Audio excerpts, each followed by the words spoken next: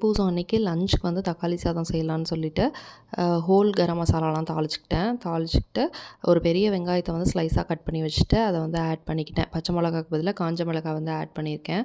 So நல்லா வணங்கிட்டு அப்புறம் உப்பு போட்டுக்கிறேன்.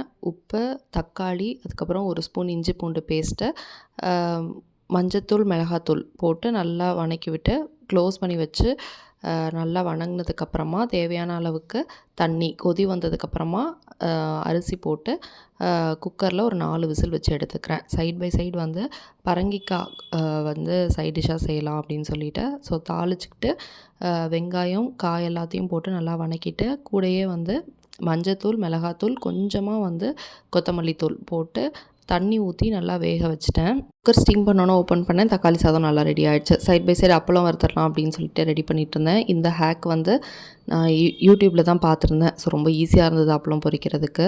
ஸோ அதை யூஸ் பண்ணி அப்பளமும் வந்து பொரிச்சாச்சு. காய் வந்ததுக்கப்புறமா ஒரு ஸ்பூன் சீனி போட்டு கலக்கி எடுத்தீங்க அப்படின்னா ரொம்பவே டேஸ்ட்டாக இருக்கும். அன்னைக்கு லஞ்ச் இப்படி தான் போச்சு. உங்கள் வீட்டில் என்ன மெனு அப்படின்னு சொல்லிட்டு மறக்காமல் கமெண்ட்டில் சொல்லுங்கள். தேங்க்யூ.